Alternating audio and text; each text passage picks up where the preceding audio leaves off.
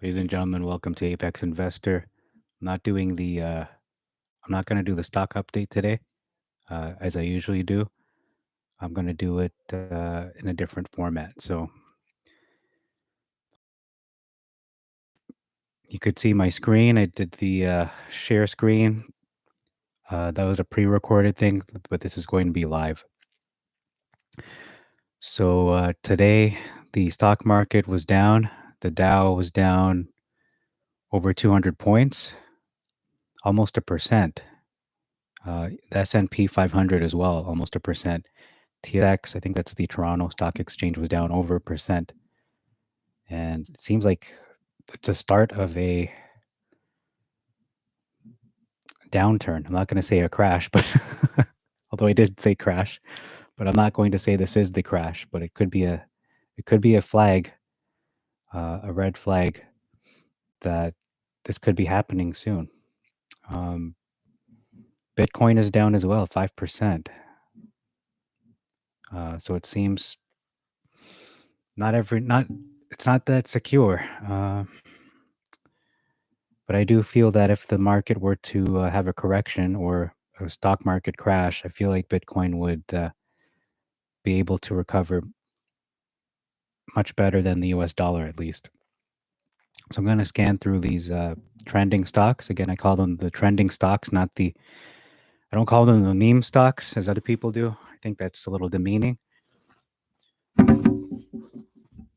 First of all, DIDI, the Chinese Uber company. That stock is a pump and dump. Just avoid it like the plague. I think that should probably be the title of this video. DD is a pump and dump. Okay, so I'm not going to invest in that. I should remove it from my portfolio, but I'm just going to watch it because, it's fascinating to watch a train wreck. So I'm going to keep that on there. Next is Metamaterials is only down 1% today. So it actually isn't that dramatic. It's not that much of a fall. If you look at the day's range, the volume wasn't too bad. I think it was around the average, 14 million, but the range was 533 to 625. And I was saying yesterday that the true support, spoiler alert, but the true support is somewhere between uh, $2 to $5, $2 to $5, 250, I think I said. But anyway, $2 to $5 is probably the lowest it would go down to is dollars. I know it's not good news, but I'm not trying to butter, sugarcoat it, butter and sugar. I'm not trying to, just give positive news and just try to, pretend like everything's fine when it really isn't. I want to give you the real, the reality. Just give you the facts, so, or at least the closer to the facts as can be. So, Torchlight again, the support for that was between 1 to 250. So that's why I came up with the true support being $2 to $5. So we're seeing that right now. It hasn't gone below $5. The lowest it has gone to is about $5.30. So if it does touch 5, it may test $5 as support. And if that happens, then we could see it go down to 4, maybe even 2. So I'm going to sit and wait on this before I buy some more. I want to average down, but I'm going to sit and wait. If it does drop to 5, I'll try to pick up some more at 5 post reverse stock split, because I did buy at 5 before the stock split. I mean, you can't predict that would have happened, that there was going to be a stock split. I thought they were going to give 1 for 1, but anyhow, that's neither here nor there. It's over now. So they have not updated the market cap for metamaterials. That is significant as well. Okay. Moving on to Canaan. That's another stock I've actually invested in. And I'm just going to, full disclosure, I'm going to sell this one, not for a loss, but I'm going to sell this once it goes back up again, because I did buy that at under $8. It's now $6.59. Unfortunately, this is probably not a guaranteed sell, but I could see this going to $10 again. Not easily, but with patience and time, this will go back down to 10 or up, go back down, go back up to 10.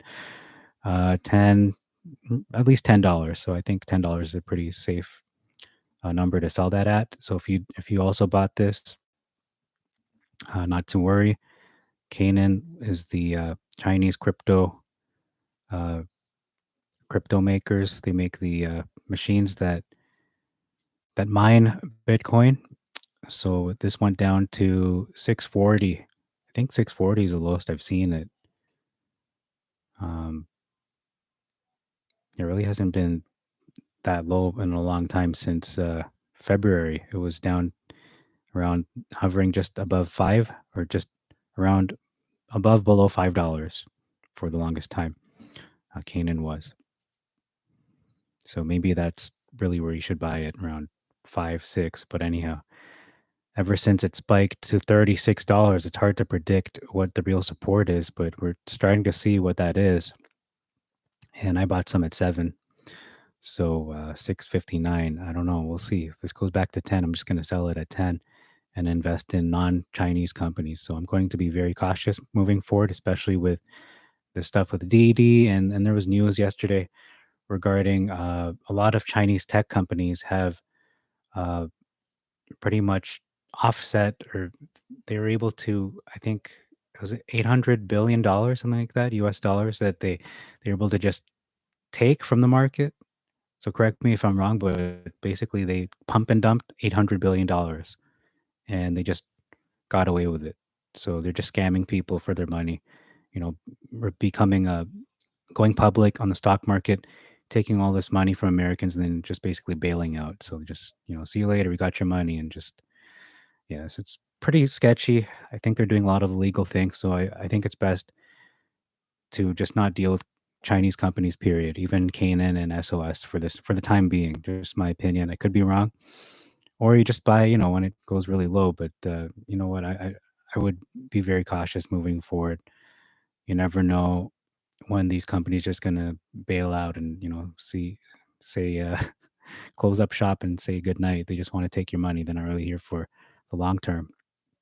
They're just it's a more complex and organized uh, scam. I'll just say they're a big scam, in my opinion. I think it's. I mean, a lot of the Chinese companies are just scamming Americans on the stock market. I'm not saying in general, but I mean on the stock market specifically. And I looked at the Canaan conversations, and there's a lot of good things people are saying about it, saying that their machines are very good, and it's not just Chinese who are buying their machines, the Bitcoin mining machines, but it's also mostly international people who are purchasing their products. So I don't know. We'll see. I'm going to sell the stock regardless. I'm not going to sell it for a loss. Obviously, it's not the way to go about things. But I did buy it relatively low. I'd say, at least in my opinion, it was around $7, and this was up at 38. So, and a lot of people on this forum are not. I should say Yahoo Finance. I think their average is above $10. A lot of people did buy this at really high prices because they didn't anticipate it going down to seven and below six, or I should say below seven. So, okay, that's all for Canaan. Just close that now before it gets too long-winded. All right, gonna scroll down here. Let's look for some movers and shakers. That's what I'm looking for here. Movers and shakers. So ATNX. Nope, never mind. Coinbase is still a good buy. I wouldn't say that's a good buy at that price, 243, but I did buy it at 220. So anywhere 220 and below, you'd want to enter that at that price. Coinbase is a very good company. Actually, I might sell, not just sell my Canaan. That's what I said. I'm going to sell Canaan, and I might the stock I will replace with that will most likely be Coinbase. I see a lot of stability in Bitcoin. I know it doesn't seem like it right now that it's stable, but just believe me, in the next 5 years, if someone told me, when I saw Bitcoin go from 20,000 or whatever it was, and it went all the way down, I didn't see that happening. And then it going all the way back up, just, in the last year, went to 70 grand US per Bitcoin. I think over that even. I wouldn't have seen that either. So, I mean, overall, Bitcoin is up. So that's all I have to say about that. It is very stable, and Coinbase is a very undervalued company, I believe. That stock is, I don't know if it's being shorted, but it's not performing as I know it can, which is above 300, above 400. This could be a $1,000 stock. And I could see this doing uh, a stock split in the future very well. Could do one of those. We have Google, we have Amazon. Those are the giants of the stock market. Tesla, I would say, is like a mini giant. Coinbase, I think, is a future giant of the stock market. Okay, doesn't look like there's too many movers and shakers. There's a lot of stocks that are very down. Okay, UVXY is a holding that goes up according to volatility. So if the markets are down, this goes up. So that's why this one is up 10%, just under 10%, 9.59%. This is up because of the volatility, because the stock market is down. So that's how you know everything's down, because UVXY is up.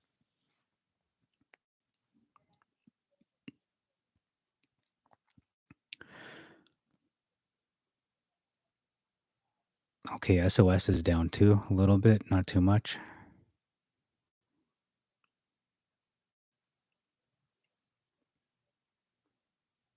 Bitcoin is down 5%. I said that already, but specifically is at 32,000 US dollars, 32,000, just under 33 per Bitcoin. B square is down another 6.9%. I'm going to open that chart and just see where that's going. And Clover is down a little bit, not too much, but it is still under $10. Microvision, great stock. That one's stable, at least today. Uh, all the penny stocks are down big time. LMFA is up 59%. My goodness, what the heck happened there? That's one of those meme stocks, isn't it? LMFA. Wow. And then you have AMC up 6% and GME up 0.25%, but they're on a downward trend.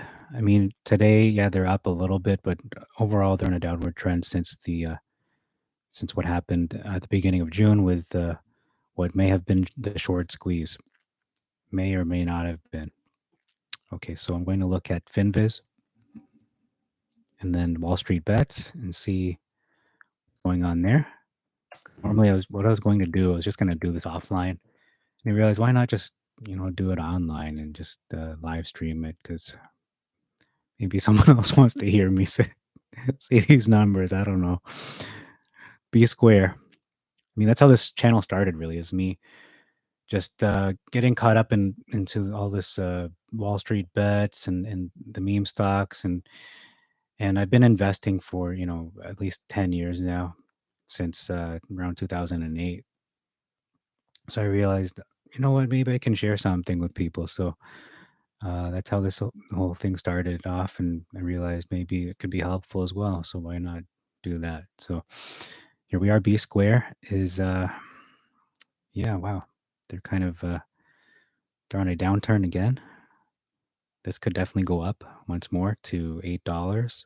We are currently at just under 5, but I could see this going right back up to $7, $8. So this is a lull. This might go down to I saw true support as being $2 to 3, but you know what? In all honesty, it wouldn't be a bad play to get this at 4. I think 4 might be true support.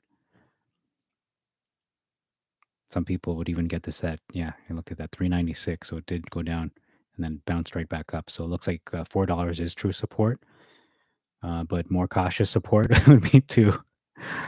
More cautious, aka apex investor kind of entry points would be $2 to $3. But realistic, if you want to be more realistic, you want to get your order filled, then $4 and below. That's B square. I might even go into B square instead of Canaan. Actually, B square is looking to take off like a rocket. It looks really promising. and they're not in a bad sector either with Microsoft and software. And I'll open Wall Street Bets in another tab in the meantime, and then Meta Materials. Submit it.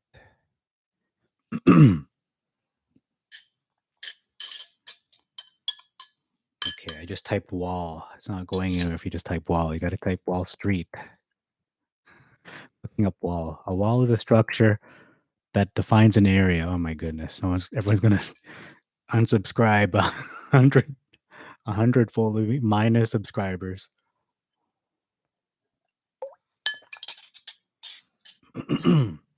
Okay, so finviz.com. This is a website I didn't know originally. I found out about this website when I was watching videos about the stock market crash, a potential stock market crash. Not even Trace Trades was talking about Finviz. I don't know if he goes there. I really feel he should. I don't know if he knows about this website.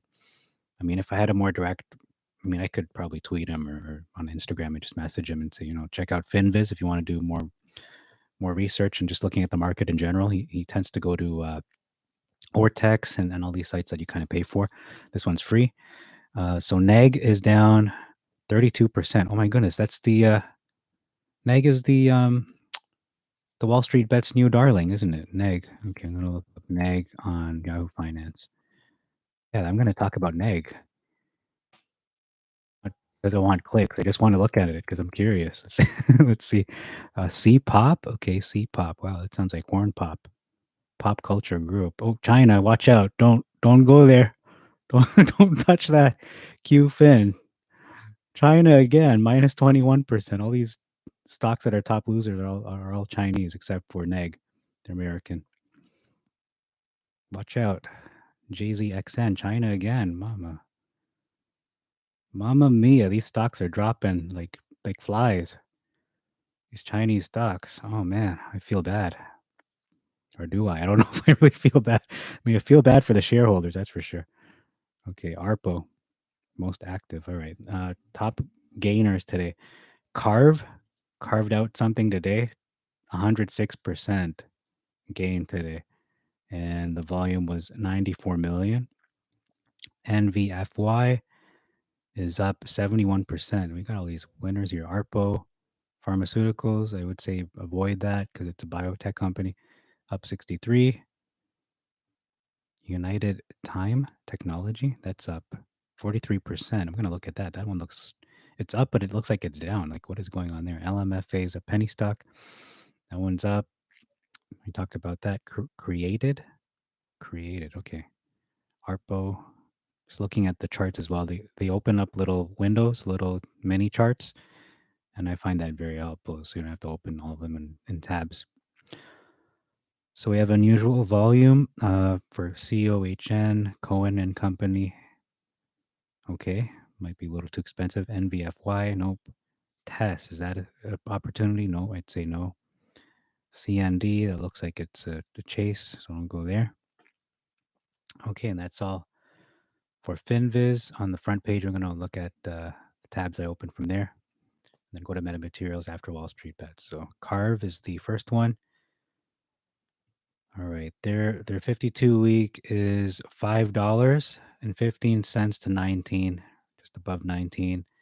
And right now they closed at was that 21.89. Oh my goodness, no, stay away. Get away from there. I was going to say get away. Wow, what in the world? I think it was up to 30 today. What is going on here? Wow. Was it at 38 at one point? This candle is showing that it went up to 38, but it eventually closed at 20, just above $20. So it was up 100% today. And this is a American financial bank company. Okay, yeah, this looks like someone just said it's garbage on the stock twits, and I agree. This is probably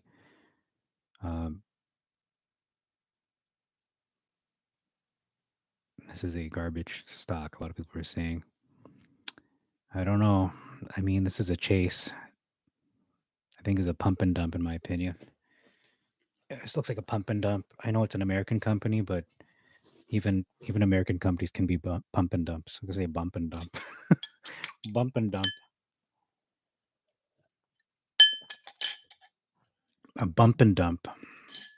It's not so much a pump, it's more of a bump. I just gave it a little bump, few bumps. So this was up at $17 just earlier, actually last month, and then went all the way down to 10. I don't know. You know what? Maybe wait for the dip. Maybe wait for the dip to back to under $10. I don't know. I wouldn't approve this trade, but if someone's really desperate to get into this, I'd say $8. Actually, make that seven. 7 to 10 would be your entry point for Carve Bancorp. But I'd steer clear of this. Just in all honesty, I wouldn't. I'm not recommending this unless you're really desperate. You want to just gamble your money away. UTME. Okay, UTME is a Chinese. Oh no, they're Chinese. Oh, get away. Get away. Pump and dump. Anyway, no. In all seriousness, United. Do you hear that? Got the British Tourette's going on. United Time. I was gonna say United Time. United Time Technology, Chinese company, consumer electronics. Their chart doesn't look bad. I know they're Chinese, but their chart does not look bad. Um, so, oh my goodness, can this even? All right, here it is. So they've only been in the market about a couple months, maybe 3 months at the most. Yeah, since May, June. So this is their third month in the market. Oh man, I don't know. I'd steer clear. Yeah, I wouldn't. I'm just gonna watch this like a train wreck. So this is up, although it is up. How much percent today? 43%. I mean, this was at $68. It was at 60, 50, $60. It is now was at $8 just I think today. So if you want to gamble your money away, if you have some money to burn just to see, will you win at blackjack or whatever, play your chances at the casino here. You might make money, but you might also go broke too because this could be a pump and dump. There was a huge sell off today. Oh my goodness, what a big sell off! Went down to from 72. This is all just today. 72. No, it wasn't today. Never mind. It was June 18th. 74 went all the way down to $17 practically in one day, and it's been steadily going down since June the 18th, around there, 17, 18. So it has not seen signs of life until today, where it went up 43.11% or $3.88. So a little bit of signs of life. You know what? I'm going to stay away. I fell for this trap for, not this specific stock, but EH was the trap that I fell into, and it dipped like big time. So I bought some and just continued going down. It wasn't really a dip. It was a red flag to indicate this isn't recovering. This is a pump and dump. So people are talking about this, but this is a trap. So just steer clear of UTME. Although today was up 43%. So I mean, do what you want. Financial advisor, expert, just a guy on YouTube. Just I like to say I have good instincts, and yeah, they were good with AMC. I just didn't. I didn't hold on to my shares. I ended up trading them in for the GME shares, but I did make a little bit of money from that, but not as much as I would have if I just stayed with AMC. So there is a lesson to be learned there. Loyalty is rewarded. Although I was loyal to GME, but I kind of had it divided. I had half in GME and half in AMC, but I ended up just moving all of it into GME. I should have just kept it at 50-50. Oh well. So that's all for Finviz. Moving on to Wall Street Bets, and then we'll go to MMAT.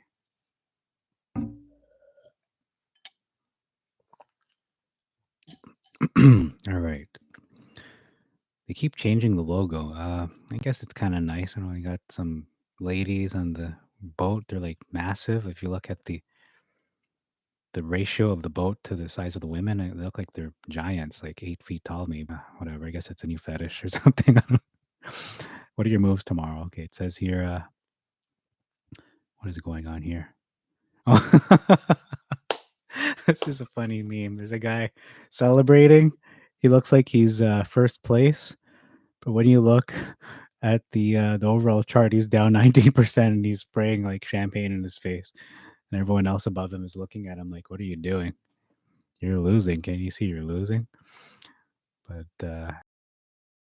being in the market, it's kind of funny. Actually, it does help to laugh about it. It does help to laugh about it because I was kind of dreading doing a video today. I'm going, "Oh, everything's down. Just gonna say, oh, we're getting our butts kicked, but let's just hang in there." But you gotta laugh at about. You have to laugh about it. You need to be able to just, not take it too seriously. Yeah, it is money, and you're losing a little bit. But if you just hang in there, and just like with what people did with AMC, they were, holding strong, and they were rewarded for their patience. They got 5 times, 6 times whatever their investment was. It was multiplied 500%, 600%, and in some cases even more than that.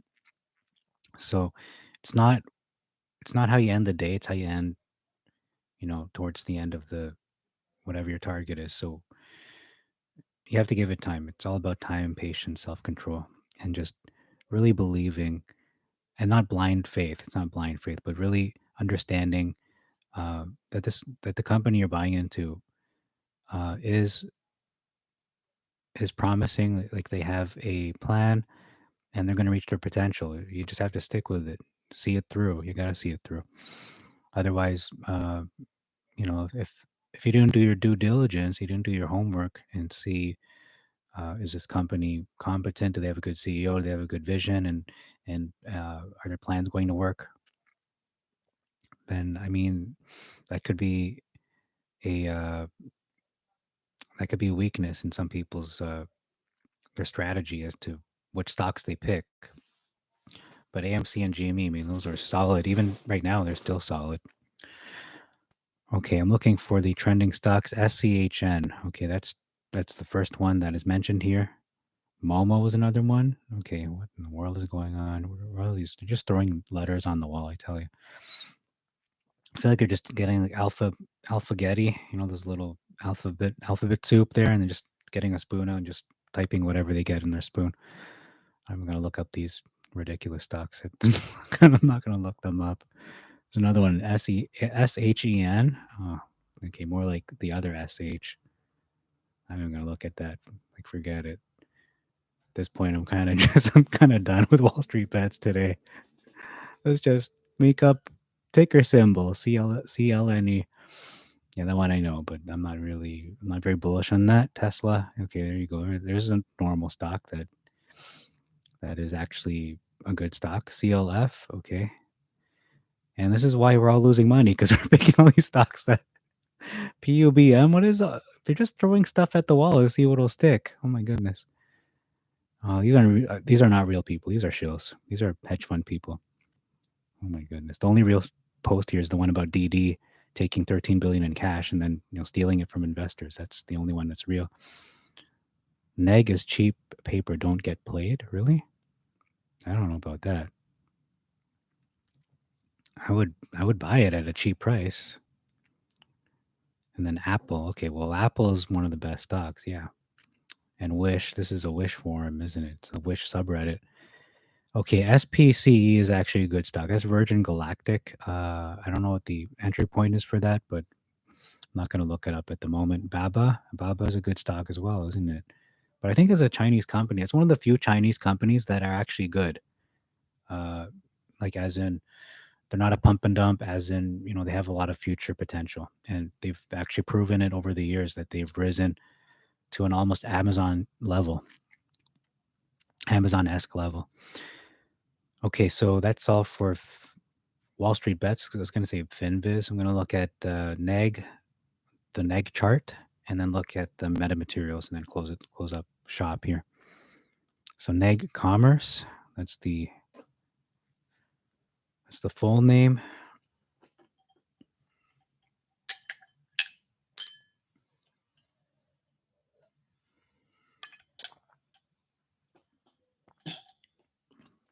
Okay, neg is down 32%. Oh my goodness. Yeah, that's why people are kind of panicking today. Wow. But after hours, it's down another 4. So all in all, about 36%. Oh man, yeah, that is quite a fall. 52-week range, 280 to 79.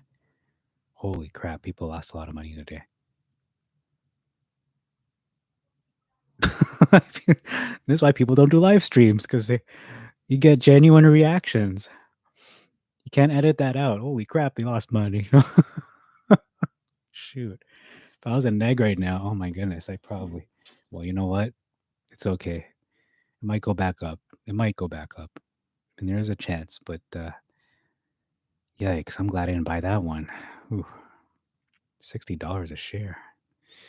Okay, let's look at the last year, just see where the support is. Okay, the real support, true support for neg is oh my goodness, it's probably, I'm gonna say $7. Looks like $7 is true support. Looking at the last month, anything between 7 to 10 is actually a good play. This is a risky thing to say, but I'm gonna say it. I'm gonna say that 7 to 10 is a good entry point.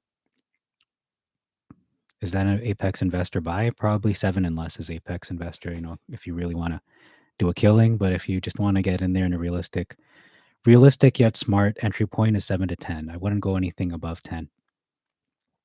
Go anywhere buying this above 10.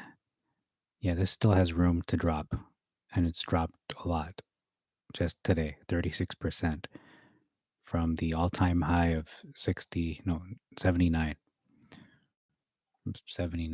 And it's only seen one spike, so that's why a lot of people are very wary now. Oh, never mind. No, it saw a spike back in 2018. It was down at $9, went all the way up to 24, and then went all the way down in 2019 to $2. Get that $2 and went all the way up to 23. So this actually is a good stock. It's just it all depends on how much you buy this or your entry point. It depends. It's highly dependent on your entry point, as all stocks are, but especially this one, because this one sees some pretty significant spikes. I mean, from what is that? Not two, $9 to 24, so that's more than double, and then from $2 to 23, that's more than 10 times your money. So if I could make 10 times my portfolio in less than a year, I mean, this literally happened from December to January within a month. If I can make 10 times my portfolio in a month, I'd be super happy. Of course I would. Anyone would. And then just in December, this stock was floating around $4 and it went all the way up to 67. So that's more than 10 times your portfolio. Wow, that is, you'd be a millionaire. Most people would become millionaires practically not overnight, but over the course of a month or a couple months. This is a great stock. Market cap is 16 billion, so that's pretty secure. Um, what else could I say about it? Maybe I should research it. It's actually a very interesting play. Just not at this price, but it's an interesting play anyhow. It says internet retail. Okay, Neg. Is that New Egg? Yeah, it is New Egg. I've heard of them. Okay, so that is a good stock. I'm gonna add this to my portfolio. I thought this was like one of those meme stocks that people just throw things on the wall and hope it sticks. But no, this actually is a good stock. Just not at this point. Not at that price point of whatever it is now, 45. Yeah, this will go back up. I have no doubt in my mind this will go back up. But again, if you look at the historical chart in the last 5 years, actually, I'm looking at the last, what is this? Not 20 years, the last 11 years now. This was up at 62, went all the way down to 11, then went all the way up to 74. Oh my goodness, this is a spiking stock. It just takes a while to incubate. Might take a year. It might take a year, might take a month, might take 6 months, but it doesn't take more than a year from, for instance, $16 to 74. Okay, never mind. September 1st to February 1st. That is what is that? 5 months. So in 5 months, it multiplied by a factor of almost 4. Wow. So you really have to wait for the fall. You have to look for support. And historical support, this is the last 10 years. So this video is really an analysis of new egg commerce. I didn't expect it to be, but that's where we are right now. So new egg or neg, NEGG, true support looking at the last 10 years is somewhere around $11 to as low as $3. Yeah, just giving you the full honest truth. Anywhere between 3 to 10 just to be safe. That's historical support based on the last 10 years. So that is you got 10 years of research here, 10 years of data that you can sift through. And recently it did drop. Yeah, it dropped down to $2, $3 just this past year, last 52 weeks. So that was a sign that this is going to explode because historically speaking, this stock has exploded to levels like $70, like 20s, into the 30s, into the 50s, multiple times. It's done that at least twice in the last 10 years, 10, 11 years, where it went up above $50. So uh, one of the best things we could do in terms of investing in the stock market is buying a stock market crash, buying during a stock market crash. But Newegg presents a similar scenario to a stock market crash when it reaches these levels of between $3 to $10. When it does reach, when you find that new egg or NEGGs between that range of 7 to 10, that should be a instant, like, set your alerts, your notifications, so that you would buy that stock and buy it in mass, thousands of shares. So you want to pick this up. For instance, if this drops down to $2, $3, I want to pick up at least 1,000, maybe 10,000 shares of this. That would be ideal. Get as many shares as possible, and then when it goes back up to 50, 40, my goodness, you're gonna make your money. I mean, a lot of people say, make 50%. That's good. You can make twice your portfolio or whatever. This is 1,000%. This is crazy. Like, this is potentially one of the biggest stocks. I didn't even realize until now. So this is a good video. It's a good thing I did this live stream because I didn't know where the hell I was going with this. I thought, oh, I'm just gonna bad news, and I just console the troops or something. But and China's a pump and dump. But Newegg, yeah, Newegg is wow. Oh my goodness, there's a stock that this reminds me of. I'm going to mention it before I close and before I get to metamaterials. But Newegg, wow, Newegg is what a great find. I should like write that down, like carve it in a tree or something. It's really that. Anyway, yeah, Newegg is great. I'm just gonna bookmark this. So I'm putting my portfolio and everything. I'm gonna bookmark it. Just leave it open. That is quite a stock. Oh wow. All right. Oh goodness. There's another one called Tupperware. A lot of people know about this company called Tupperware. They're really good. Oh my goodness, that stock is it's like Newegg levels as well. So let's look at Tupperware. That one should be on notifications. Like these are these are like Apex Investor, like vintage stocks. Like that's how good these stocks are. These two in particular. When they drop, they go really low, and then when they go up, holy smoke, do they explode. Like Newegg, 1,000%? Like, what other stock will give you 1,000% in freaking a month? Pardon my language, but I mean, in less than a year, you can. Because I've been talking about, Tesla. I've been talking about metamaterials, and they're great companies. But a lot of us, I mean, at least me, I'm saying that you can make 10 times your portfolio in probably 10 years. But these stocks could do it in less than a year. So this might be a better play than even metamaterials. Or I mean, at least divide it. You can diversify, you can stay in metamaterials, and that's what I'm gonna do. But I'm gonna put a little bit into Newegg when it dips to, again, at $7 to $10. That's the level you want it. Uh, even 7 to 11, but you know what? Look at this historical chart going back 5 years now. Yeah, it was at 3 just this past year was at 3 to 7. I mean, that's I'd prefer to wait for it to go down to 3. Let's look at this one more time. 3 to yeah, 3 to 7 is pretty safe, isn't it? But I mean, the cheaper you get it, the more you can buy. So if it goes down to 3 to 5, I can pick up 1,000 pretty easily. But if it goes to 7, then yeah, you're not that you're breaking the bank, but you'll get a lot less and you're paying more. So I don't know. I feel like yeah, 7 to 10 is pretty safe. Yeah, so 7 to 10, I'm going to stick with that. Oh, I'm sorry, not 7, 3 to 10. 3 to 10 is pretty safe. It's a wide range. However, the rewards are great. If you go up to not if, but when you go up to 50 to whatever it did recently, that was back at just a couple days ago.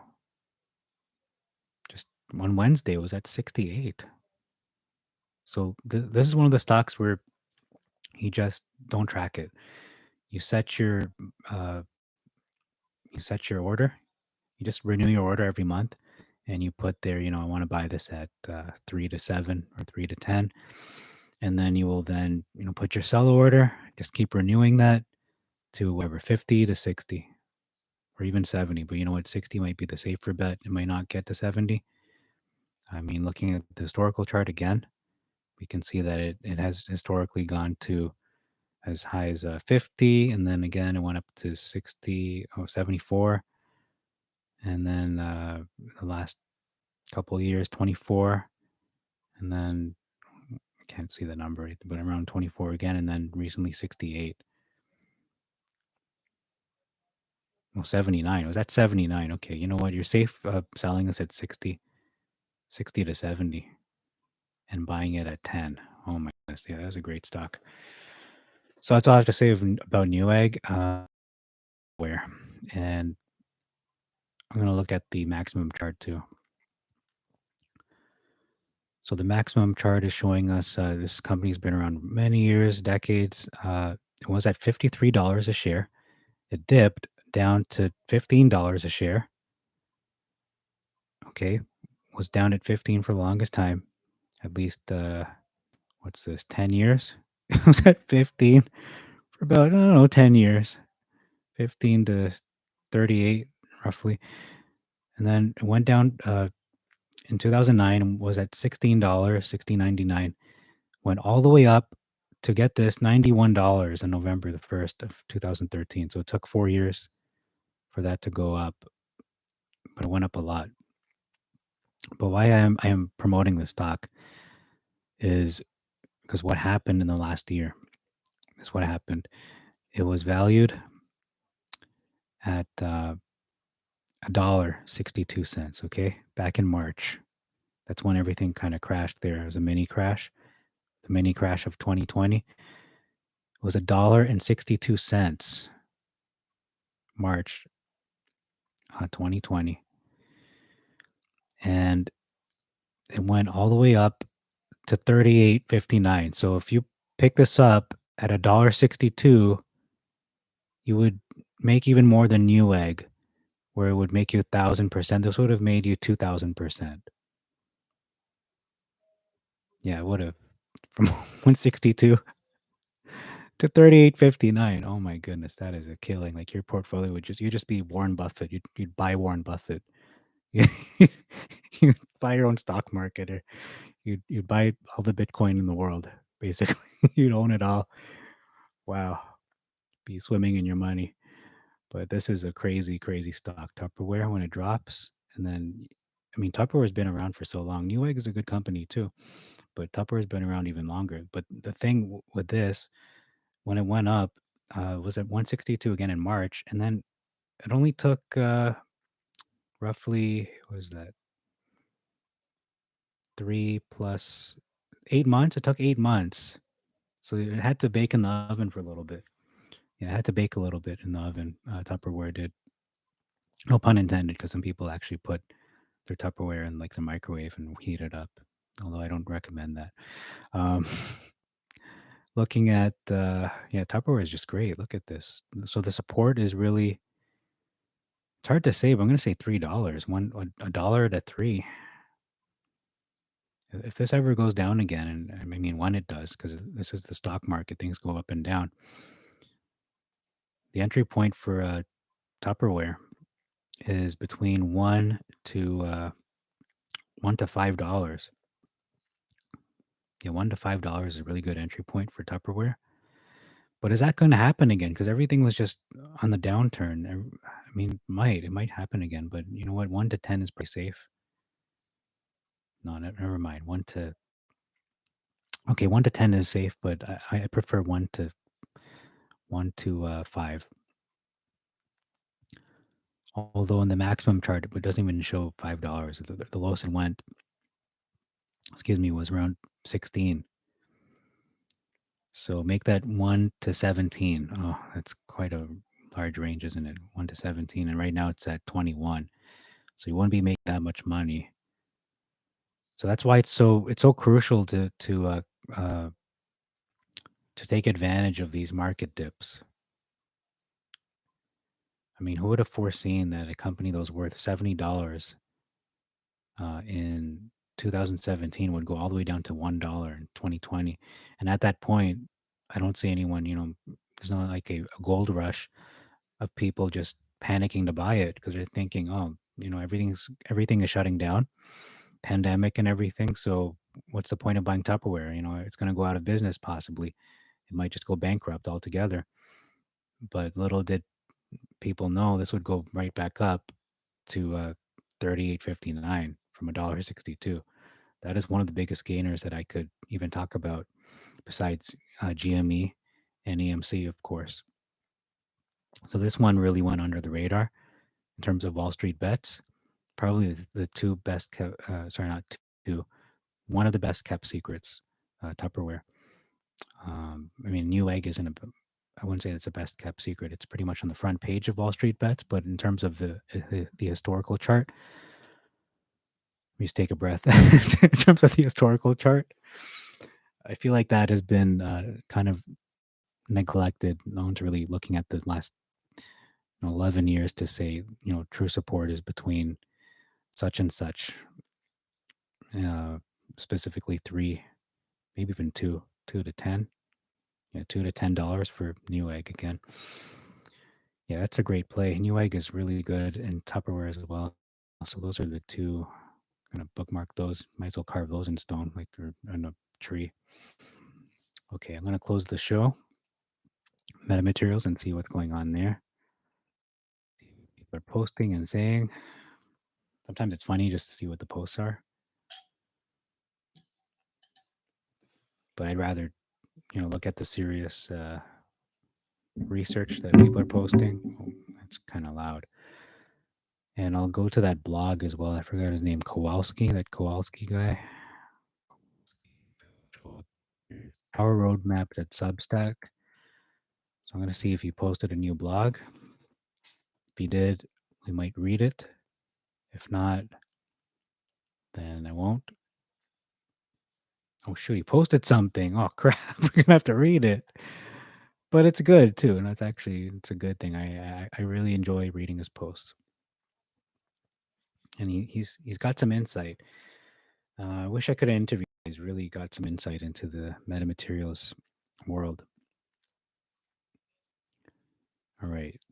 42 million shares shorted in 7 days. Wow. Is that true? Metamaterials shorted bad while trying to grow. Buy and hold. 42.18 million shares shorted in the last 7 days alone. So FTDs, what's the QSIP on those 52 million shares? Okay, I'm going to open this and see if that's true or is that BS. Because you never know. Some people just post whatever just to make us feel good, but you never know. Diamond handing until at least 50. Yeah, good plan. Good plan. From what I've been seeing being posted, it feels like things are starting to come together. Shares are showing up. Dividends are showing up. Wow. Is that true too? That's good. Speculation of PR and possible partnerships. Timing is everything right. Timing is everything right. What? That sounds so confusing. Isn't it? Timing is everything. Oh, forgot a comma. Timing is everything, comma, right. Right? Question mark, Elon. It feels like this is going to start to take off. Yeah. Yeah, well, we don't know the date, but when those deals are announced, you know what would be really crazy? I'm not saying this is going to happen. I'm just going to speculate. This is just me talking out of my butt right now. But if Tesla were to buy metamaterials, oh my God. If Elon Musk bought metamaterials and they kept George as the CEO, the founder, but Elon Musk is just saying, I'm going to own you, but you'll be a subsidiary of Tesla or whatever of my businesses, my empire. I mean, I could see him doing that because Elon Musk is a very forward-thinking, visionary kind of guy. Again, if we had the closest thing to Tony Stark in real life, I think, is Richard Branson or Elon Musk, maybe. I mean, they are perceived as like billionaire playboys, kind of like doing whatever they want. And I mean, I wouldn't put it out of the realm of possibility for Elon Musk to own his own suit of armor, like a futuristic, Iron Man kind of suit. I could see him doing something like that. Him and Richard Branson and George Pelikaris is kind of like a Reed Richards of real life. So, I mean, I could see him buying up metamaterials. I mean, that is a possibility. Because why would he want to have all these contracts and make deals when he could just buy you out and just work for me? So I don't have to worry about other people stealing metamaterials from me, and I'll get money from patents and everything. So I mean, we'll split it or whatever. You never know. I feel like that. I mean, if I was Elon Musk, and I'm not, but I mean, if I was, that's not a crazy idea. It's not far fetched to even think about that. You could purchase them really easily. I mean, they're only valued at what, 2 billion right now, and they are potentially a 200 billion company or into the hundreds of billions, as they were forecasting in the next 5-10 years. This could go up to 200, 300 billion uh, in that metamaterials industry.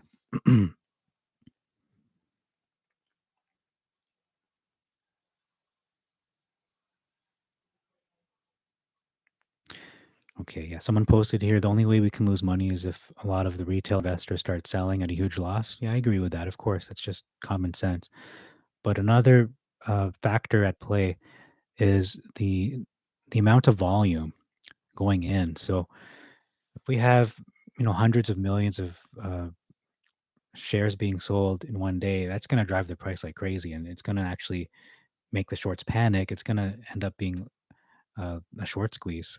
So it really is volume that drives the price. When I was looking at the daily volume for AMC and GME, especially AMC during that beginning of June, I hadn't seen that amount of volume since the end of January, where it was getting, almost a billion volume per day. It was like 500 million, 600 million.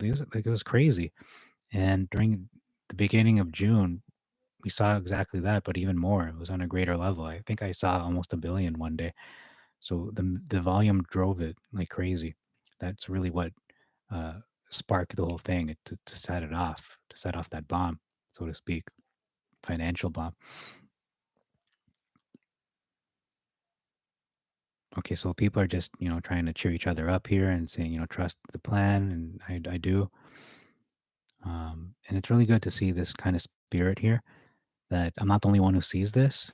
Other people do recognize this company is not, it's not just a pipe dream. They're not just making things up. Like, they actually have a viable business. They've had deals, current active deals with not Northrop, Lockheed Martin and Airbus again, and potential deals with Tesla. Okay, George Polikara says here there are a couple of working on your suggested idea. What? I'm gonna read this. There's a tweet from Elmer. I don't know what Elmer is. Elmer Tolentino. If you cannot say nay or yay, I understand. But is this a capability of metamaterials to supply the layer to the contact lens that will alter light for the purpose of desired eyewear?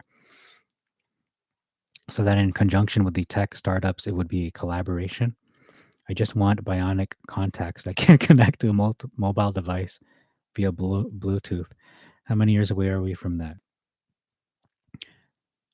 So George says there are a couple of tech startups working on your suggested idea in regards to a contact lens that is able to uh, alter light for the purpose of desired eyewear.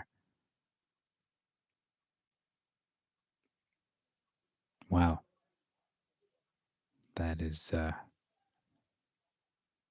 that's pretty big.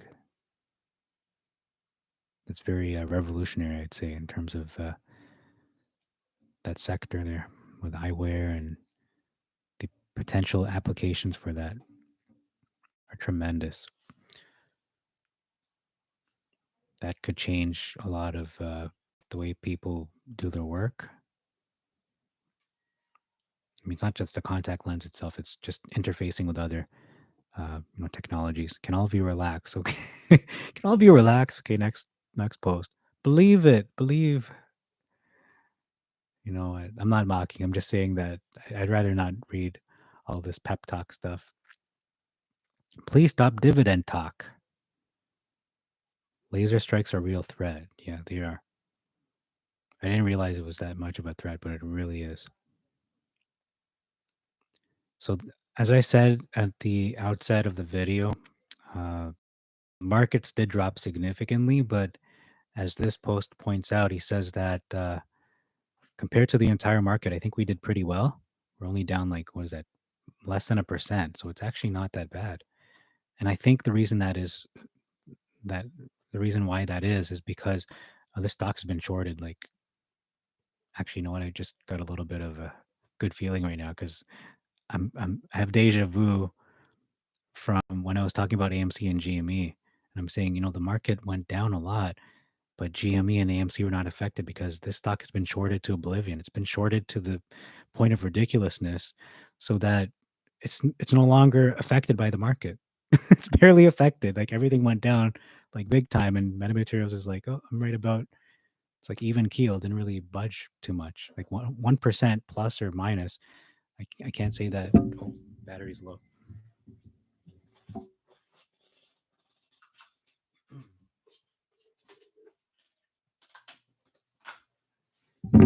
Yeah, so I'm getting deja vu, and that's a good thing because AMC and GME were in that same category where the stock market will go down significantly. Like everything would be down except GME and AMC. They'd either be up or just uh, st- they wouldn't react according to the market. So I think beta, negative beta or something. Um, so perhaps uh, metamaterials is in the same category in the present in the current day, like right now where we are with its price and the way it's uh, been shorted from in reality, the price is $22 to where we are now, just sub $7. Okay, so I think that's all for the front page here. Okay, there's going to be an event July 14 to 16, so there could be something happening there. I'm surprised this is not at the top. That's interesting. Okay.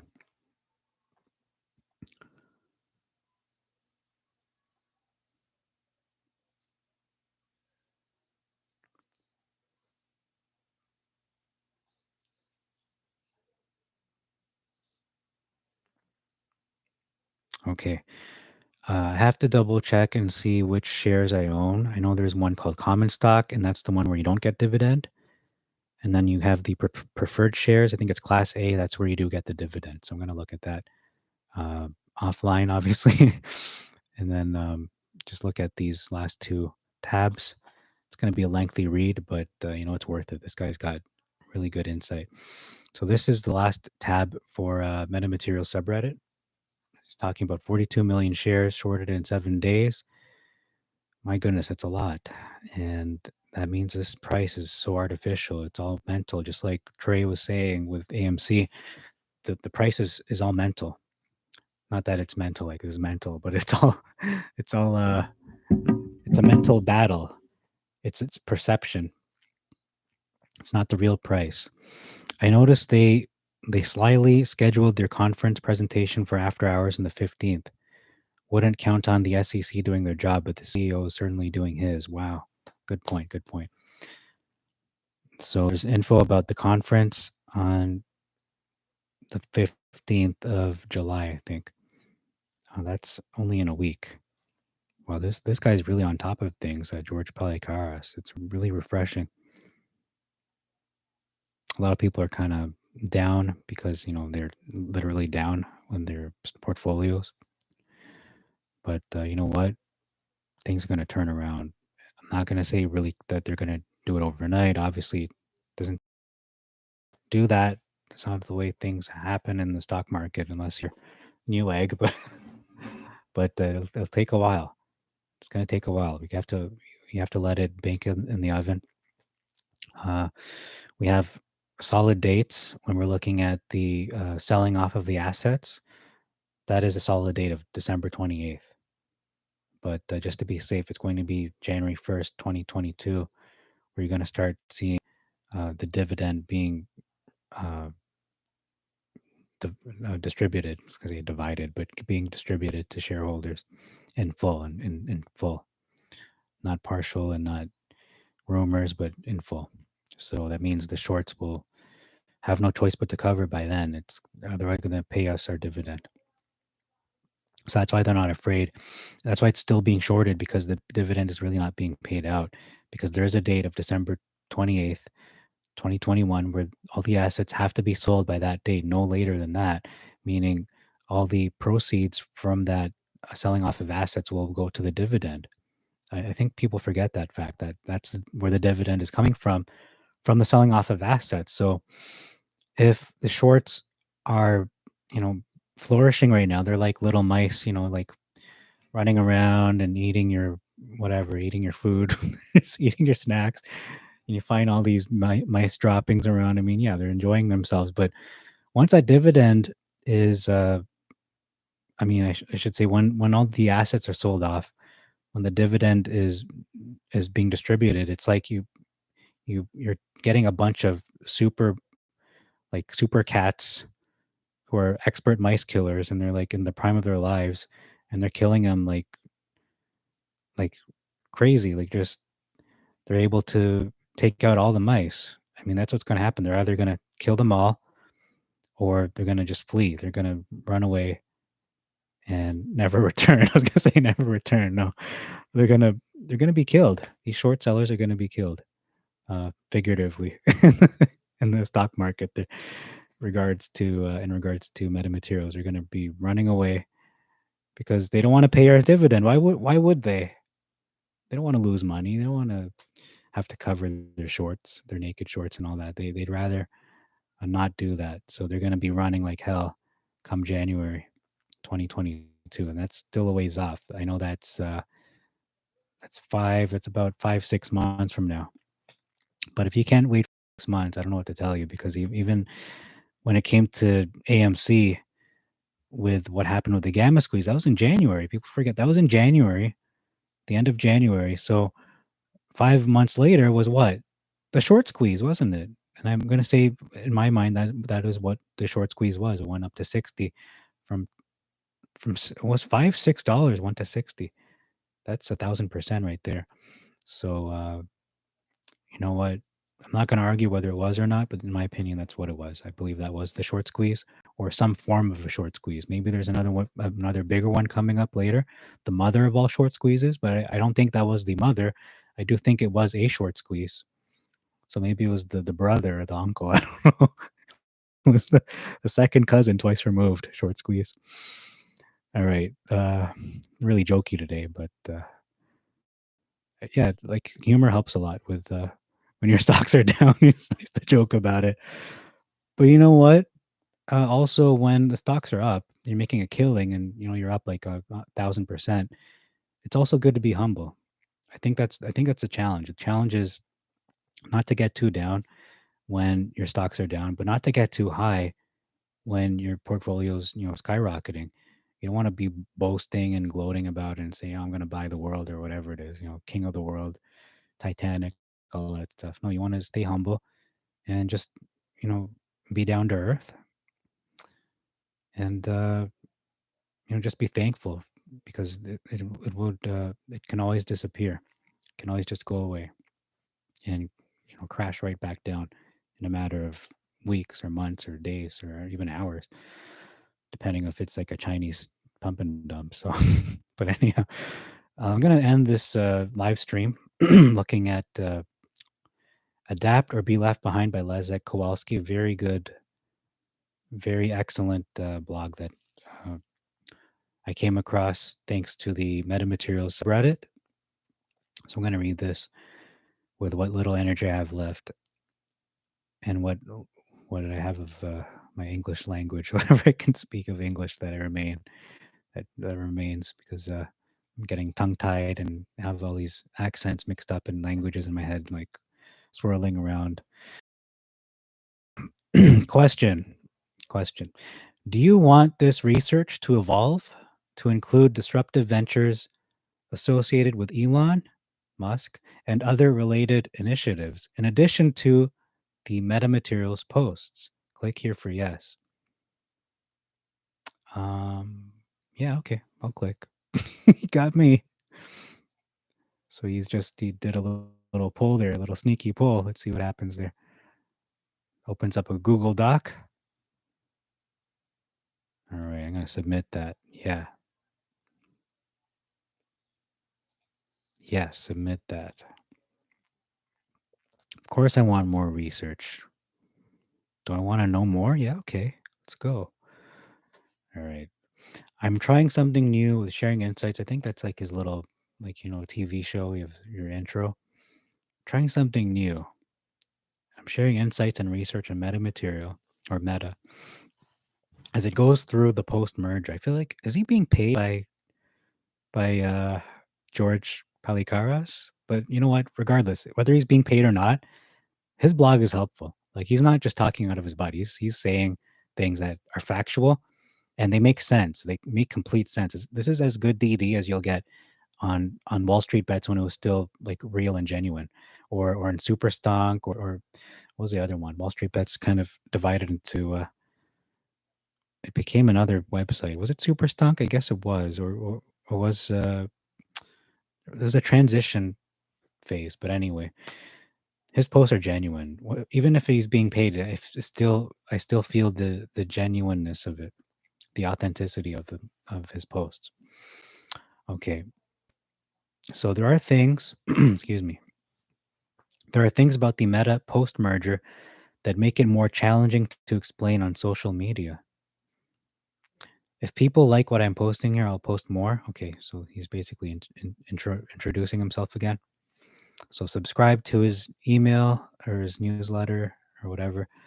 The following is not financial advice. You will need to do your own due diligence, but I'm too lazy as I'm reading your blog. No, just kidding. There are risks to trading in the stock market. Point taken. Let's talk about the July 6th corporate call. If you did not have a chance to listen to it, here's the public link, and he provides it there. I'm not going to read it out, but 0EC7, no, July 2nd post, I wrote the following. When I read within the 8K document that Meta knows how to access Fortune 500 relationships, it brought me some comfort because I knew that they know how to communicate in that specific way to those specific people in the Fortune 500 groups or companies. If Meta senior management can announce between $2 to $4 billion in new contracts, especially during the virtual event on July 6th, that will show me how effective they are in developing those relationships with the Fortune 5. Did you hear that Irish Tourette's there? Developing those Fortune 500 relationships, how effective they will be. In my opinion, it's very important that they communicate a contract value number as well during that event. It will help to define the future perceived value within the Meta share price by the market. And these additional comments I made within the July 5th post. Algorithms require time to recognize after proper proper proper after proper data update. Meta is a technology company with a higher market cap than what was previously associated with Torchlight. That's a great point. The algorithms will assume that Meta Materials shall continues operations in energy, in brackets oil and gas production, with a low market cap until data is updated. So he's saying the algorithms are messing up the stock. Um, you know what? He could be right or he could be wrong, but time will tell when they sort that all out. And on Yahoo Finance, it'll finally say market cap 2.1 billion or whatever, 1.8 billion, but it's way over what Torchlight was. So he says here, it continues to be a mess. I estimate it will take at a minimum the remainder of this week. Actually, it's taking longer than that, but it's okay to have all proper corrections completed and updated accordingly. My opinion is going to take the remainder of the year because they already gave us a date. The deadline is December 28th for the absolute latest day for them to sell off the assets, meaning the actual dividend. I hate to say this, I'm just telling you the truth. If you want the truth, you've come here. But if you don't want it, go somewhere else and let someone else lie to you. But essentially, the dividend cannot be given out till those assets are completely sold. That's December 28th is the latest date. So I'll give them 3 months from that December 28th. So we're looking at April the 1st, where your dividend is going to be completely given out. Shorts will be running scared or dead, figuratively, economically. Those who are attacking Meta will be gone. We're going to be posting, where's all the bears at? Where are all the bears at? Where are all the bears at? Our stock is at $20, $50 now. Where are you? Exactly. So I mean, you know what? It's probably a very realistic scenario. It sounds a little like I'm exaggerating, but really $20 to $50, that's like the tip of the iceberg. And the iceberg is looking like 500. I mean, we'll see, but at least 100 in the next 5 years, next 10 years, God knows, but it's going to be pretty amazing, especially if they can get their deals done with all these huge companies that I've been talking about over and over and over. There was no direct reference made in the July 6th corporate call to a specific contract made public. And that's what I said. I said, oh, you were wrong there, Kowalski. There could be a reason for that. Let me explain. Okay, I'll give you a chance. Referencing critical relationships was something I was specifically looking for as additional confirmation on how effective their efforts continue to be with developing relationships at the Fortune 500 level. I need more water. Independent of what was written in the 8K document. The lack of specific contractual details may not be interpreted by the market favorably in the interim. Hold on. All that was like a bunch of jargon to me. What did I just read there? So he's talking about these critical relationships at the Fortune 500 level. So the lack of specificities may not be interpreted favorably. Yeah. So because they were not specific, the market does not like that. They like specifics. They want to hear, we've signed a deal with Ford. We've signed a deal with such and such, with Nintendo, with whoever. They want to know names and numbers and contracts and dollar bills. That's what they want to know. They don't want our technology is great and it's going to kick butt. No, they want specifics. They don't want some general nebulous, very vague abstract concepts or expressions or kind of release where it's just left up to chance. They want concrete details that you can bank on or they can bet on. In my opinion, it does not make any sense to announce anything publicly when all the administrative tasks have not been settled yet. Actually, that's a really good point. See, that's why I go to this blog. That's why I go to you, Kowalski, because you're giving us you're giving us the ammo to really fight back. I mean, in all seriousness, though, I mean, this is a great point. Like, it's not a point I would have made on my own. Kowalski, I'm just me. I don't have that insight to that degree that I could say, they didn't release a specific public deal with a Tesla, for instance, because all the stuff with the merger the dividend, everything that has to be settled is still in the air. You want to make sure you're stable first. It's like okay, it's like this, all right? You bought a house, but they're still building it. You don't move in when they're hammering away and putting up the drywall and the roof is still open. That's what it would be like. That's what it would be like if it's like you're moving in, you're inviting Elon Musk to live with you, and Elon's like, dude, there's no roof. Like it's raining. I'm gonna get sick and die of whatever, pneumonia. Can you please build the roof? And that's what he's saying, that let this deal be done. Let the all the details, all the legalities be uh smoothed over, let it be finalized, let it reach, if you're downloading something, you don't, I mean, some people open it up and they'll watch a movie, but back in the early 2000s, you don't open a file when it's still downloading, it's going to be corrupted. You wait for it to be 100% complete and then, maybe even scan it for viruses or what have you. So that's what he's saying. Give it more time. Let all these things be sorted out. And then after everything's been settled, and then you do your announcements. Then you announce your big mergers, or not mergers, your big contracts with Northrop Grumman and Boeing and all that, or Nintendo, whoever wants to deal with you. What's the point of putting gas in the car when the radiator cap is missing? Nah, mine was better. My analogy was way better, Kowalski. I like my house analogy better. You know what? You can still drive your car if the radiator cap is missing. Like I'm sure it's not safe, but you could still drive your car. So I don't like that analogy. Why drive your car if you don't have wheels on it? It's like not having wheels. Okay, it's like that's okay. Moving on. Everything needs to be in place to be able to generate a meaningful result, whatever the intent of that result is supposed to be. June 30th post. I wrote the okay. I really got to read all his posts. He's really on fire here. I wrote the following on June 30. All senior management levels are based on building and maintaining relationships. I think having secrecy around a Tesla and or a SpaceX relationship is a good thing. I didn't even consider that possibility of SpaceX, because that's literally very futuristic, and they've already launched a lot of things, and for them to collaborate with Meta Materials would be very beneficial to them, because that means the shuttles would then be a lot lighter in weight, and they could also be more energy efficient, especially if they're taking into account, maybe if you're going to use solar energy. I don't know, but yeah, that would be very beneficial to them in terms of reflecting, different harmful lasers and all that, and different light and electromagnetic waves. That is something that needs to be timed. Okay, you have one shot at letting everyone know, so you want to make it count.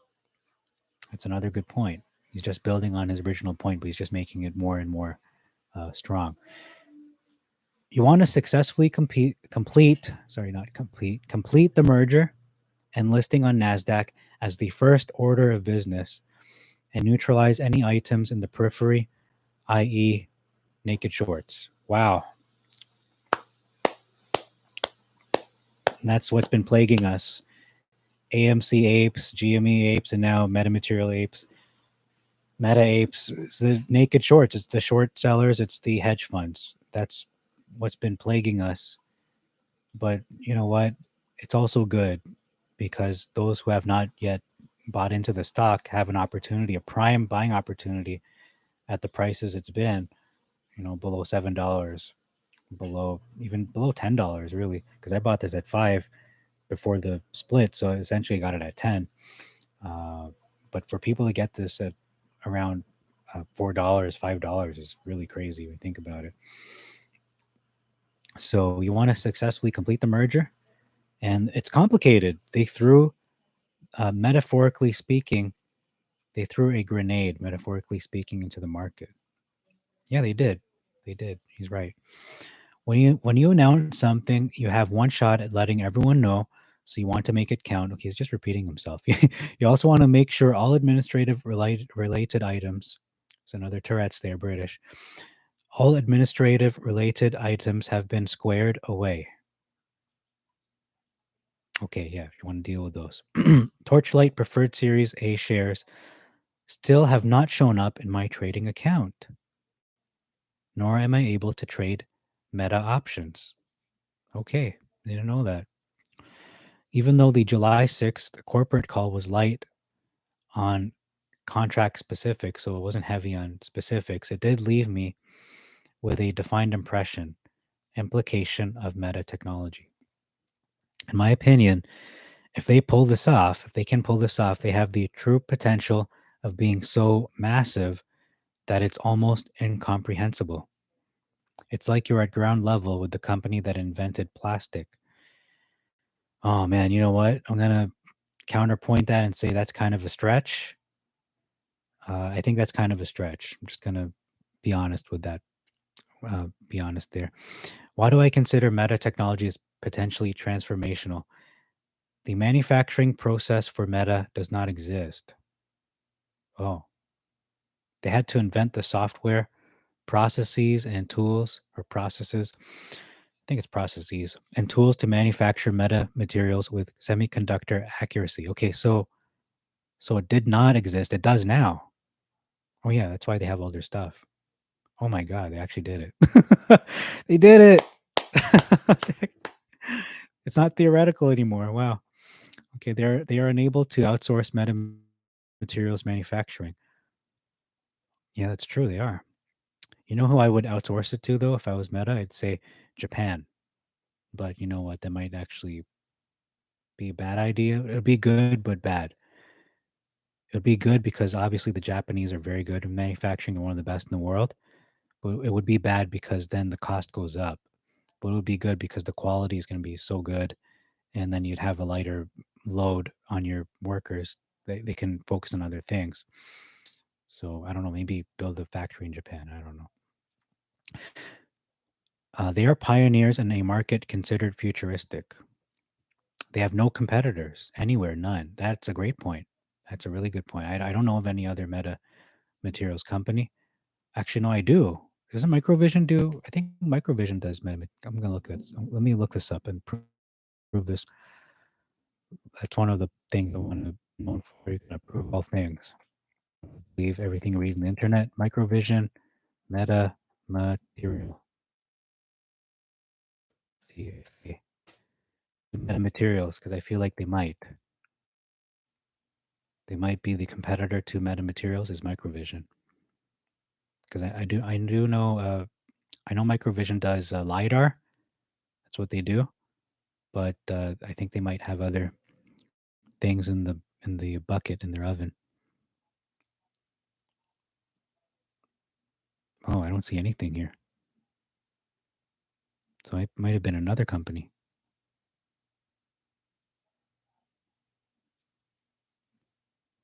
I guess not. I guess Microvision does not do metamaterials. So I guess he's right. I don't see anything. I don't see anything here. Hmm. Maybe it's Whammy. It might be Whammy. Whammy. Like that might be the one. It's one of the stocks that Trey's Trades mentioned.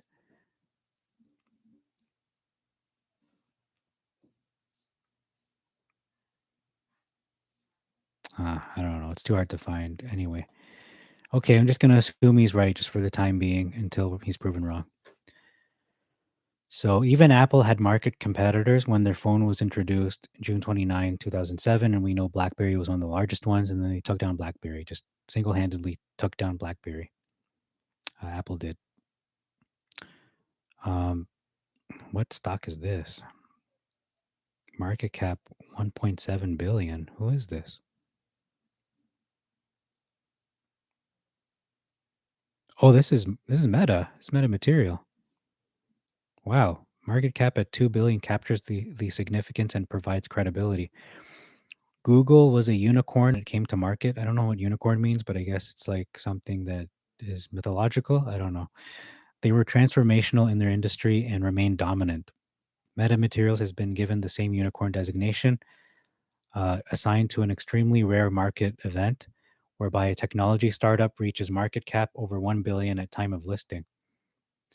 In business, you dominate a market by being niche and not uh, and not be easily replicated.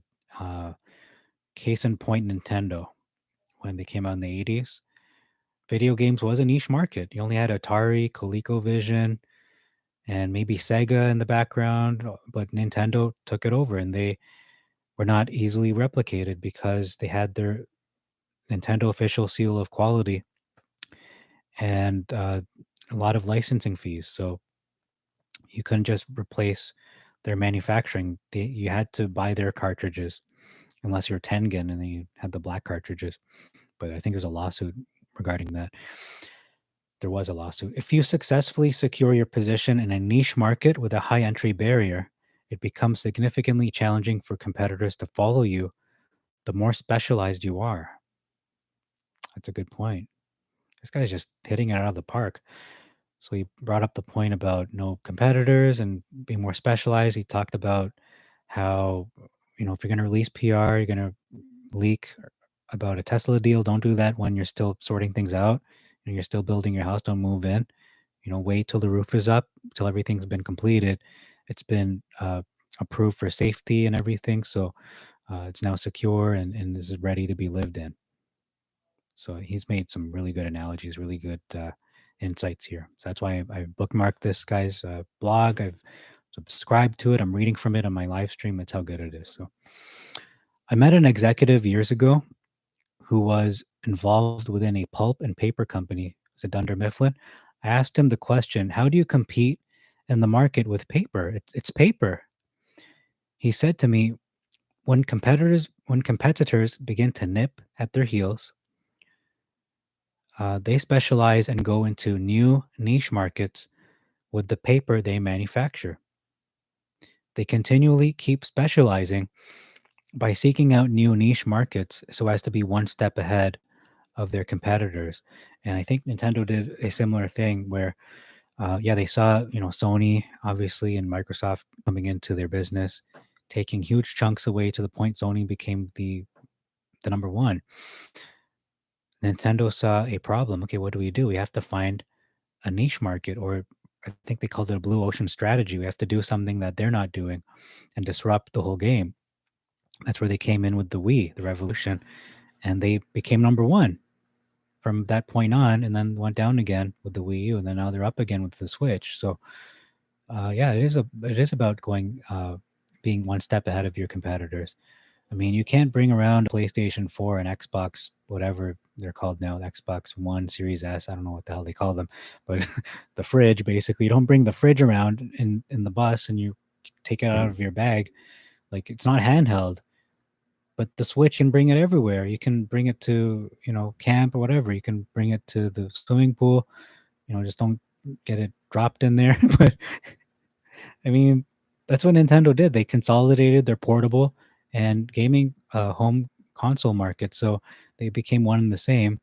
And they knew portable was where it was at. Mobile is where people are, that's where life is heading, in a direction of mobile devices like tablets and smartphones. And so now the Switch is among those. It's now seen as a must-have item and comparable to those, gadgets you need to have with you at all times. Whereas a PlayStation 4 or PS5 or whatever, Xbox, those things you can't lug around with you because, number one, they're super expensive. Number two, they're huge as like a mini fridge. So, anyhow, he's got a good point there.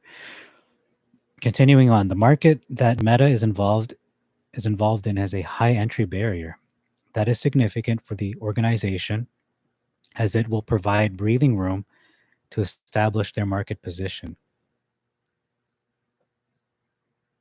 There is no individual that can predict the future or the market unless you're Nostradamus. In my opinion, success of a venture is in the execution of that venture. However, if the dominoes are set up correctly, magic can happen. Let's talk about the technology platform, geothermal. A geothermal subsurface prototype was discussed. Key points about the technology: subsurface thermal electric generators, non-steam turbine driven, scalable for mass power consumption, and focused on providing continuous, reliable, renewable energy for power. Okay. Energy sourced from geothermal is more reliable than wind or solar for providing continuous, non-intermittent power. Area footprint is significantly reduced when compared to land requirements for solar farms or multiple wind turbines, as well as operating costs when compared to regular power plants. I should have saved my drink for this part. It is estimated one geothermal well could produce 6 megawatts of power. I don't know what that means. Coal plants that produce 1 megawatt of power can power between 400 to 900 homes. Okay, now I know what it means. It was noted that 12 geothermal wells could be grouped together within an 800 square foot area, a basement of a small house. What the hell is this? The technical side of the prototype is still being worked through. Okay, this sounds like science fiction now.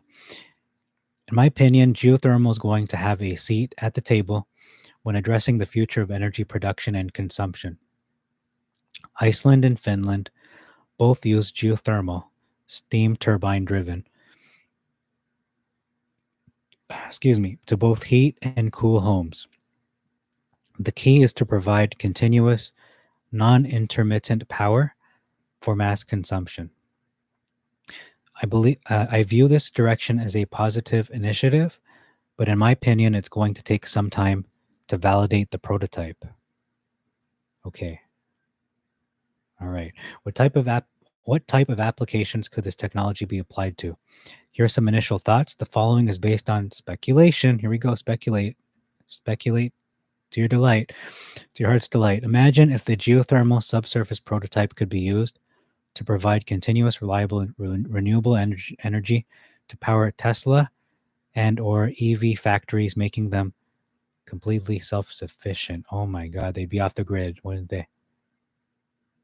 Elon Musk says, Gigafactory should be on 100% renewable energy, primarily solar with some wind by next year.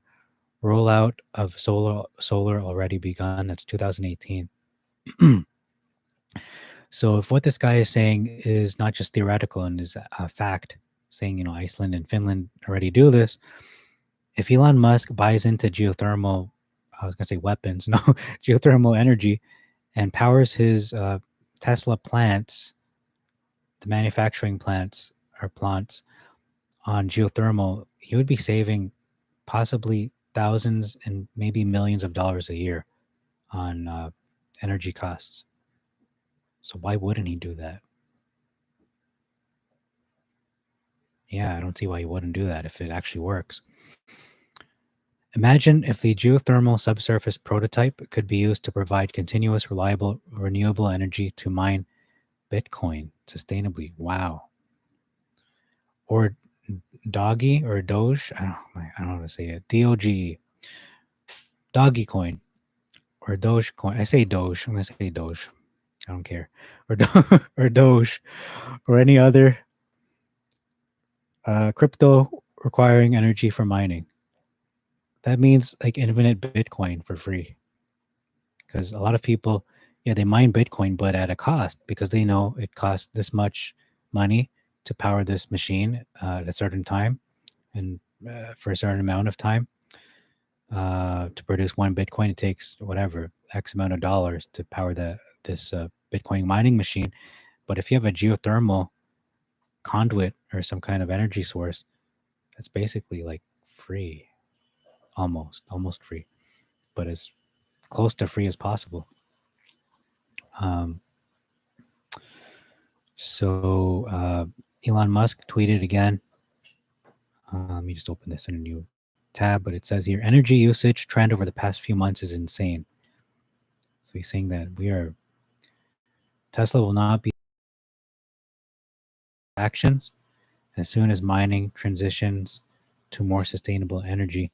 We are also looking at other cryptocurrencies that use less than 1% of Bitcoin's energy / transaction. I think that's Litecoin uses a lot less, it's a lot more efficient. think they use a lightning network, but anyhow. Imagine if the geothermal subsurface prototype became part of a new class of technology to help harness continuous, reliable, renewable energy on Mars, and then converting that energy to power a new Mars colony. And you know what? I'm not going to comment on that. It's better I don't, because I don't think we're getting there. I honestly don't think we're going to get there. I don't see that in the cards. I'll leave it at that. We can't even take care of our own planet, and we want to go and ruin another planet. No, thank you. Um,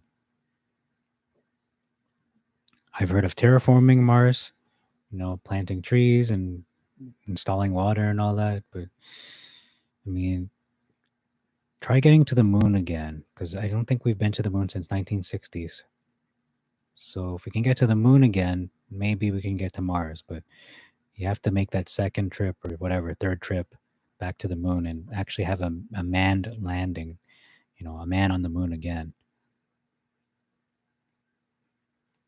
Okay, why is nudes trending in Ukraine like all the time?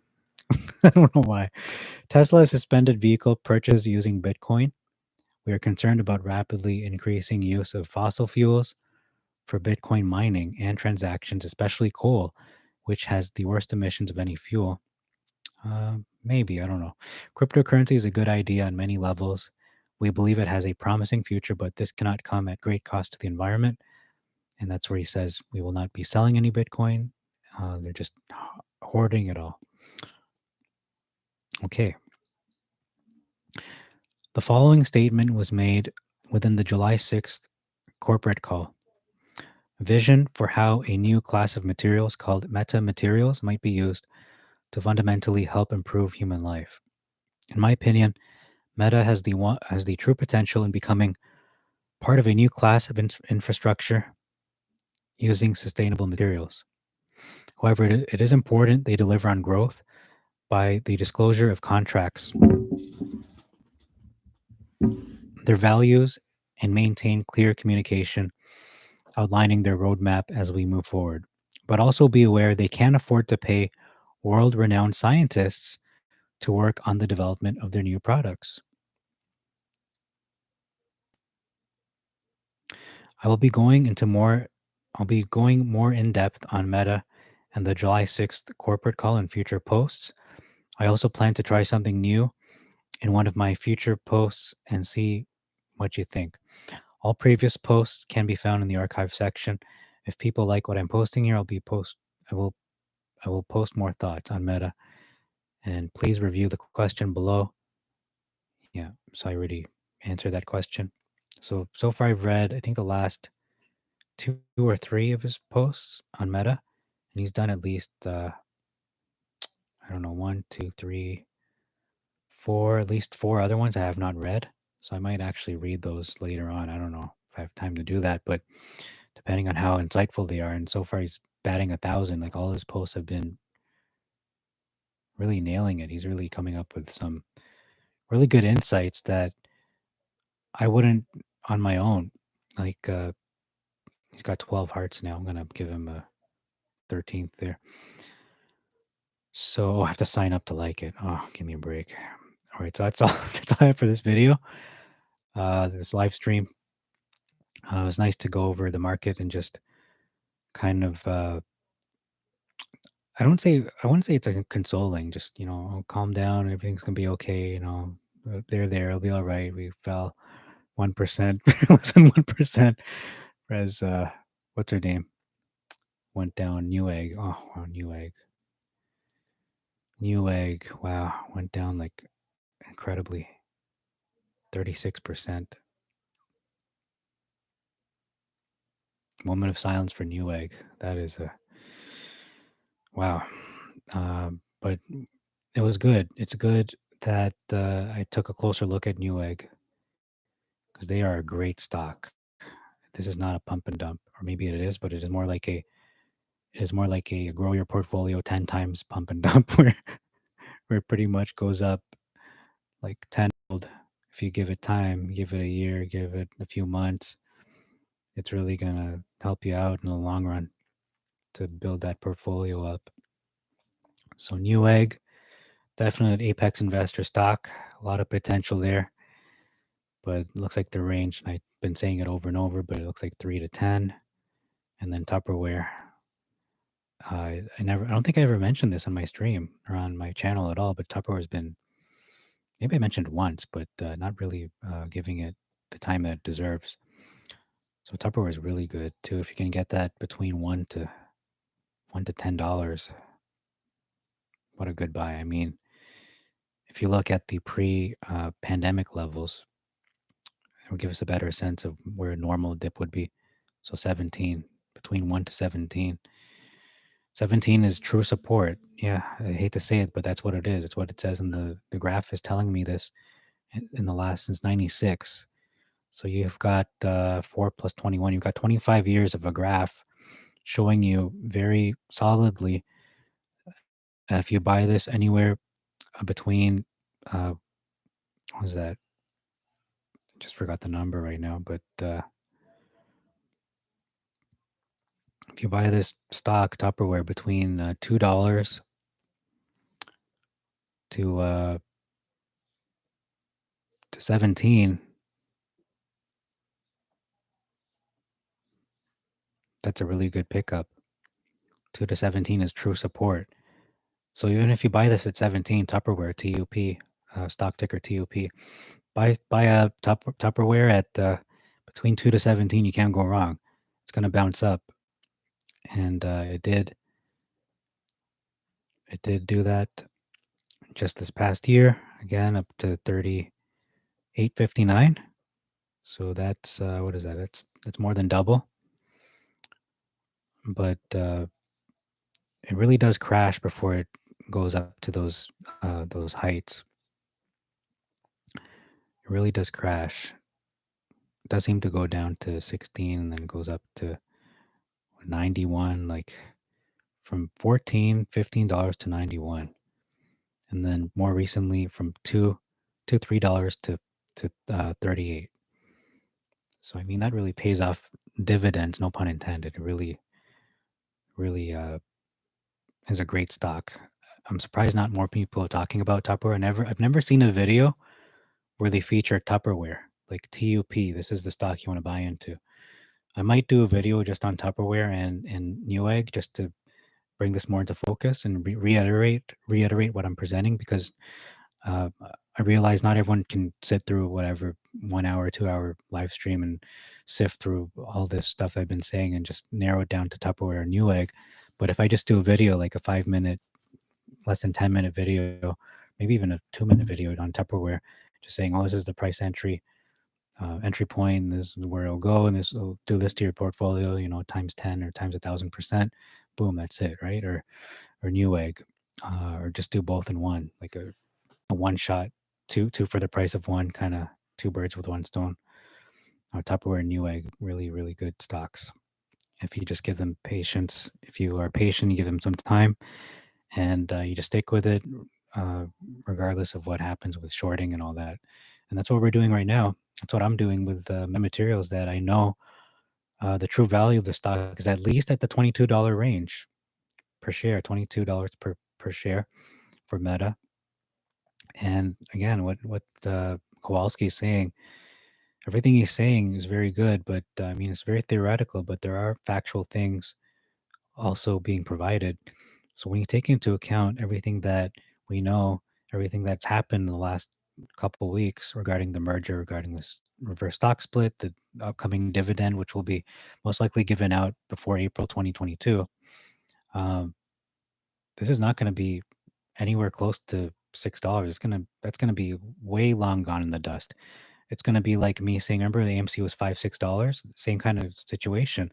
You remember when metamaterials was around $5, $6, $7?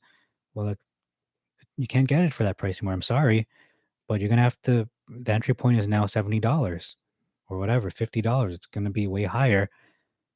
But everyone that held on during that period of the growing pains, that's really, really good term to, best way to put it is the growing pains, where the house was being built and the roof had not been put up yet. But now that everything's been settled, everything's been complete, the dividend's been given out, these deals can be announced now. Huge deals can be announced without, having to worry about the shorts attacking us because, they're pretty much long gone and they'll come back. They will come back. But uh, when all that dividends given out, they're going to be running away. They'll come back later on when, they feel it's safe, when they feel like, this is the time to short. They'll short again, but just they have to be very careful because they could get burned, just like they were with Tesla when that exploded to $1,000 and then eventually did their stock split and then went to $1,000 again, almost 1,000. Okay, this is becoming a big long spiel now. I'm gonna just check the stream. Hopefully, it's still going on. And didn't waste all my breath there. But this has been enjoyable. I've enjoyed this time. I know a lot more regarding the stocks that I didn't know more about, like Newegg, and I knew about Tupperware, but not to this degree. And we found out about other stocks as well. And I've got my glasses now, so it's less strain on my eyes. The suspense. Oh, why don't you get monetized? Yeah. Uh, Still a long way to go. I think you need 1,000 subscribers, and you need at least a certain amount of watch hours. I think it's like 10,000 hours or something, and yeah, you need 1,000 subscribers. You need a certain amount of watch hours, and I guess you got to provide your bank account and all that. So I don't foresee that happening anytime soon. Yeah, I don't see that happening anytime soon, but that's not my goal anyway. I mean, my primary source of income is the stock market right now. I don't know if that's a lot of people's situations, but that's my situation, is that I have to trade. I mean, if I don't, then pretty much I don't eat. So you got you got to trade. So I understand when I say to people, hold on to the stock for a year. That's not realistic. They have to feed themselves and their families. So, it might be better to go with, if not, keep some money with metamaterial, but in the meantime, trade with other stocks like B Square and Newegg and all these different stocks I mentioned, but at the price points that I'm saying, just so you're not risking as much. It's always a risk when you invest your money, no matter what, but you can mitigate and minimize the risk if you make your entry point as low as possible, going to true levels of support. So I think that pretty much sums up my channel, is just to help people out there. And I got to help myself out as well too, right? So I have to listen to my own advice. So I thought I did that with metamaterials when it went from $11 and went all the way down to 5. And I thought, hey, this is a good price. I'm doing an Apex investor trade. Little did I know it would pretty much go down to where we are now, to $5-6. So essentially, it's not 5. It's actually closer to maybe like $2.50 to $3. It's actually closer to $3. So it went from $10 to 3. So I lost. Yeah, I didn't mean, you don't lose, but I mean, right now a lot of us are negative. You don't lose until you sell. So, okay, that's all I have for today. Thank you very much for your time watching Apex Investor and the live stream edition. And oh my goodness, it's a horrible sound. Good thing I'm not an ASMR channel. That would be thumbs down. So thank you for your time, and God bless you, and God bless your investments. Have a good night.